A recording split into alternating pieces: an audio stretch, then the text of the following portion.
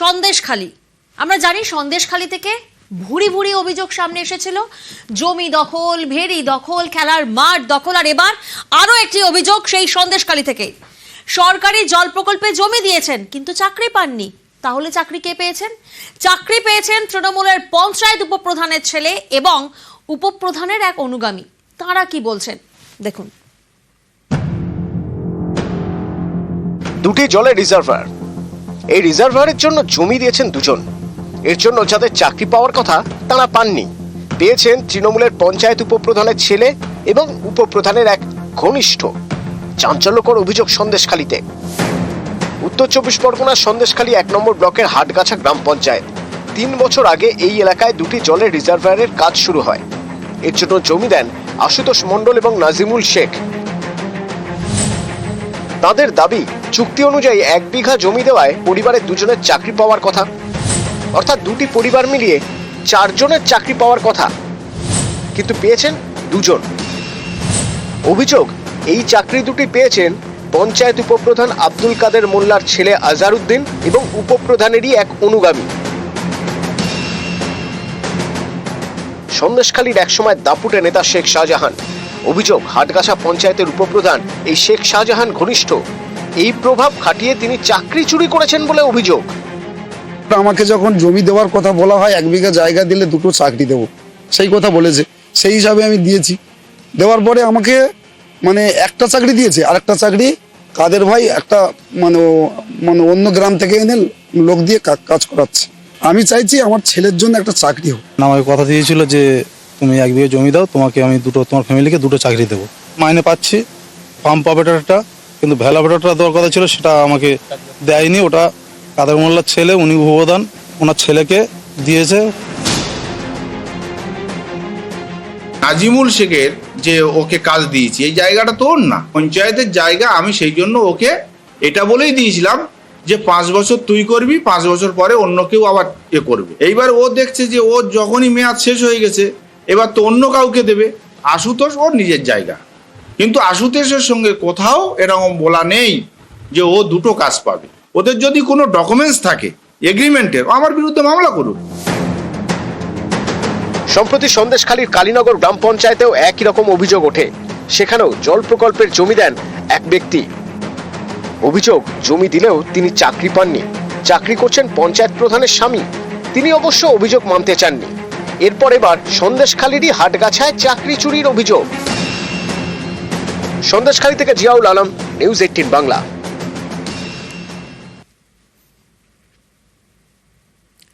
পূর্ব মেদিনীপুরের কাঁটাখালী আর পশ্চিম মেদিনীপুরের মোহার, 2 মেদিনীপুরকে সংযোগ করছে এই যে দেখুন অস্থায়ী সেতু। যদি এই অস্থায়ী সেতু বন্ধ হয়ে যায় তাহলে কি হবে? 2 মেদিনীপুরের সংযোগকারী যে মাধ্যম, সেটাই তো বন্ধ। তার জেরে কি হবে?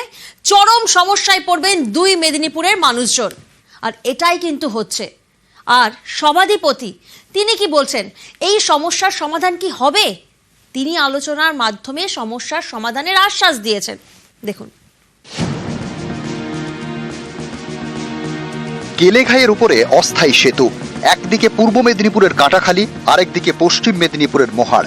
2 মেদিনীপুরের সংযোগের অন্যতম বড় ভরসা এই অস্থায়ী সেতু, সেটাই 2 সপ্তাহ ধরে বন্ধ। কাঁটাখালী খেয়ার ওদের লোক বন্ধ করে রাখছে। ওরা কি চাইছে সেটাই তো আমরা বুঝতে পারছি না। কি দাবি, টাকা পয়সা চাইছে, কি চাইছে, এটা বিষয়ে আলোচনার কথা বলা ছিল, কিন্তু ওরা শুনেনি। আগে বেড়া দিয়ে বলে আমাদের সঙ্গে আগে আসো, বসো, তারপরে বেড়া তুলবে, এই কথা বলে। কেলেঘাই পারাপারের জন্য ফেরির ব্যবস্থা ছিল কাঁটাখালী ও মোহারের মধ্যে, এখন তা বন্ধ। যাতায়াতে ভরসা অস্থায়ী সেতু, টাকা দিয়ে সেতু পারাপার করতে হয়। এই অস্থায়ী সেতু বন্ধ করে দিয়েছেন পূর্ব মেদিনীপুরের কাঁটাখালীর বাসিন্দাদের একাংশ।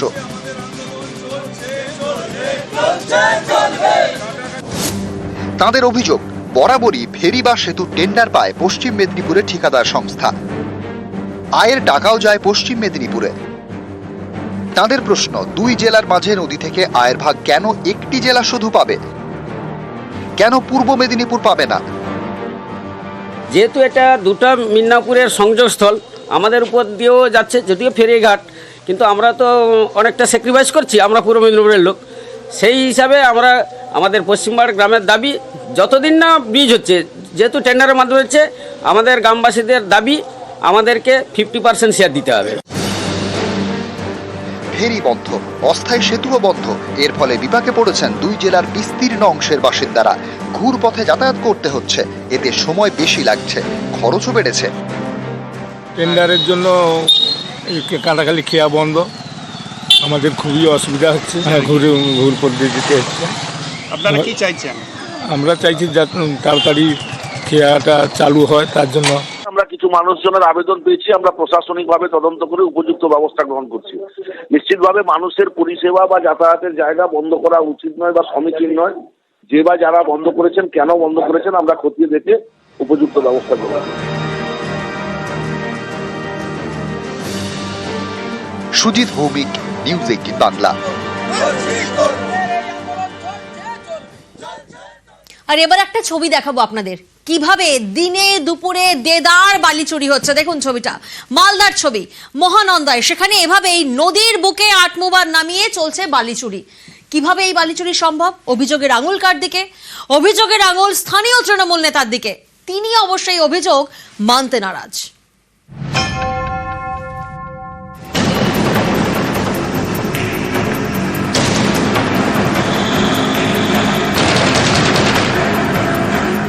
নদীর বুকে নামানো হয়েছে আর্থ মুভার।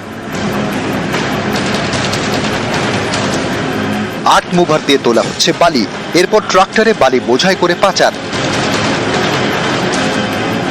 চাঞ্চল্যকর অভিযোগ মালদার ইংরেজ বাজারে। ইংরেজ বাজারে যদুপুর 2 গ্রাম পঞ্চায়েতের রায়পুর গা ঘেঁষে বয়ে গিয়েছে মহানন্দা। ওই নদীর বুক থেকে দিনে দুপুরে চুরি করা হচ্ছে বালি। অভিযোগের আঙুল স্থানীয় তৃণমূল পঞ্চায়েত সদস্যর স্বামী শীষ মোহাম্মদের দিকে, যিনি এলাকার তৃণমূল নেতা, জুলুম নামেই বেশি পরিচিত। মহানন্দা থেকে কিছুটা দূরে ফাঁকা জায়গায় তার গোডাউন। এই দেখুন, গোডাউনের বাইরে ডাঁই করে রাখা বালি, বালির পাহাড়। এই বালি পাচার হয়ে যাচ্ছে বলে অভিযোগ। স্থানীয়দের দাবি, এক ট্রাক্টর বালি 700 থেকে 1000 টাকায় পাচার করা হয়। মাল কাটছে, ট্রলিতে তো লোড যায়। আর একদিন দেখেছিলাম, আর আজকে দেখছি আমি পুলিশে ধরে নিয়ে গেছিল তো গাড়ি দিয়ে, আজকে নেমেছে। এগুলো কি কি কাজে ব্যবহার হবে? ঘরে মেয়েতে দিলে কারা করাচ্ছে, এটা কারা করাবে? তো জুলুমে নিয়ে ঘুষ উঠাচ্ছি মহানন্দা মহানন্দা নদী। কেউ নেই ঘর টরে ভরার জন্য, মানে বিক্রি, মানে কি হিসাবে বিক্রি হয়? ট্রলি হিসাবে। কত করে ট্রলি? 600-700 টাকা হবে। 3টা গাড়ি, 3টা জেসিবি কাজ করছে। না ট্রলি। মালটা কোথায় যাবে এখন? এই যে জল গিয়ে তারপরে ফেলে দেবে লোকের বাড়িতে। জুলুম শেখ বলছেন? কে বলছেন স্যার? এটা বিক্রি না গো, 50 টাকা দাম মাত্র। আচ্ছা, সব গাড়ি ভাড়া, যারা গেছে যত ভাড়া, গাড়ি ভাড়া, বিক্রি না। তো টিপে 50 টাকা লাভ হলো, বেশি দিলাম। এটাই নিতে হলে আপনাকে টাকা ঢুকাতে হবে, তাহলে পাবেন। প্রচুর স্টক করে রাখা আছে, ওটা তো আপনারই? আমার বললাম না, আমার ভাইয়ের। তো আপনি যে তুলছেন কলকাতা থেকে পারমিশন, যেভাবে করতে হয় সেভাবে সব জানে গভর্নমেন্ট জানে। ঠিক, গভর্নমেন্টের অর্ডার আছে, কোনো একটা কোম্পানি আছে, কোম্পানি ওরা কলকাতা থেকে করে আসে। বৃহস্পতিবার সকাল থেকে এই খবর দেখায় নিউজ 18 বাংলা। এরপরে তৎপরতা। মালদা জেলা শাসকের নির্দেশে অভিযানে নামেন মালদা সদরের মহকুমা শাসক। তার সঙ্গে ছিলেন ভূমি দপ্তরের আধিকারিক এবং পুলিশ। তারা মহানন্দার পাড় ঘুরে দেখেন। তৃণমূল নেতা শীষ মোহাম্মদের গোডাউনের সামনে যেখানে বালি মজুত করা, সেখানেও যান। শীষ মোহাম্মদের বাড়িতেও যান অফিসাররা। প্রশাসনের দাবি, যদুপুরে 4 জায়গায় বেআইনি বালি মজুত করে রেখেছেন শীষ মোহাম্মদ। সেই সব জায়গাতেও তারা হানা দেন।